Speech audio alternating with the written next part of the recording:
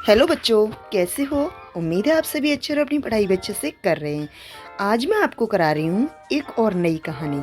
मैंने इससे पहले भी बहुत सारी कहानियाँ हमारे चैनल पर कराई हुई हैं, आप उन्हें भी देख सकते हैं। और आज की एक जो कहानी है वो अनोखी कहानी है, क्योंकि आज की जो कहानी है वो एक बच्चे और एक बंदर की दोस्ती के बारे में कहानी है। जिस बंदर का नाम क्या है?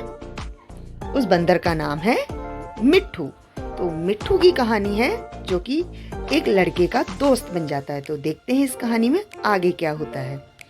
बंदरों के तमाशे तो तुमने बहुत देखे होंगे। तुमने उन्हें घरों से कपड़े उठाकर भागते देखा होगा, पर आज हम तुम्हें एक ऐसा हाल सुनाते हैं जिससे मालूम होगा कि बंदर दोस्ती कर सकता है। कुछ दिन हुए, लखनऊ में एक सर्कस कंपनी आई थी। उसके पास शेर, भालू, चीता और कई तरह के और भी जानवर थे। इनके सिवा एक मिट्ठू बंदर भी था। बच्चों के झुंड रोज इन जानवरों को देखने जाया करते थे। मिट्ठू ही उन्हें सबसे अच्छा लगता था। उन्हीं बच्चों में गोपाल भी था। वह रोज आता और मिट्ठू के पास घंटों चुपचाप बैठा रहता। उसे शेर, भालू, चीते आदि से कोई प्रेम ना था। वह मिट्ठू के लिए घर से चने, मटर, केले लाता और खिलाता। दोनों में बड़ी दोस्ती हो गई। एक दिन गोपाल ने सुना कि सर्कस कंपनी वहां से दूसरे शहर में जा रही है।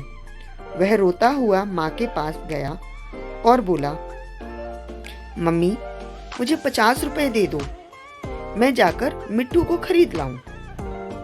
वह न जाने कहाँ चला जाएगा, फिर मैं उसे कैसे देखूंगा? वह भी मुझे नहीं देख पाएगा। नहीं देखेगा तो रोएगा। माँ ने समझाया, बेटा, बंदर किसी को प्यार नहीं करता है। वह तो बड़ा शैतान होता है। यहाँ आकर सबको काटेगा। मुफ्त में मुझे सबकी बातें सुननी पड़ेंगी। लेकिन लड़के पर माँ के समझाने का कोई असर ना हुआ। वह रोने लगा।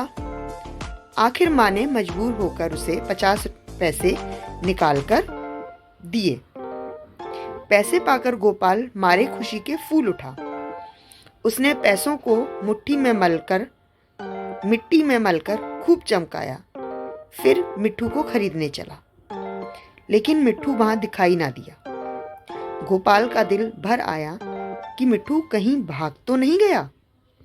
मालिक को 50 पैसे दिखाकर गोपाल बोला, क्यों साहब, मिट्ठू को मेरे हाथ बेचेंगे? मालिक रोज उसे मिट्ठू से खेलते और खिलाते देखता था। हंसकर बोला, अब की बार आऊंगा तो मिट्ठू को तुम्हें दे दूंगा। गोपाल निराश होकर चला आया और मिट्ठू को इधर उधर ढूंढने लगा। वह इतना मग्न था कि उसे बिल्कुल ना मालूम हुआ कि वह चीते के कटघरे के पास आ गया था।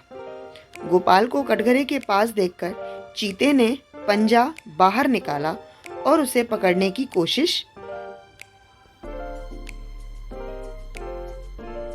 करने लगा। गोपाल तो दूसरी तरफ ताक रहा था। उसे क्या खबर थी कि चीते का पंजा उसके हाथ के पास पहुंच गया है। वह इतना करीब था कि चीता उसका हाथ पकड़कर खींच ले। तभी मिट्ठू ना मालूम कहां से आकर उसके पंजे पर कूद पड़ा और पंजे को दांतों से काटने लगा। चीते ने दूसरा पंजा निकाला और उसे ऐसा घायल कर दिया कि वह वहीं गिर पड़ा और जोर जोर से चीखने लगा। मिट्ठू की यह हालत देख गोपाल भी रोने लगा। दोनों का रोना सुनकर लोग दौड़े। मिट्ठू का घाव तुरंत धोया गया और मरहम लगाया गया। थोड़ी देर में उसे होश आ गया।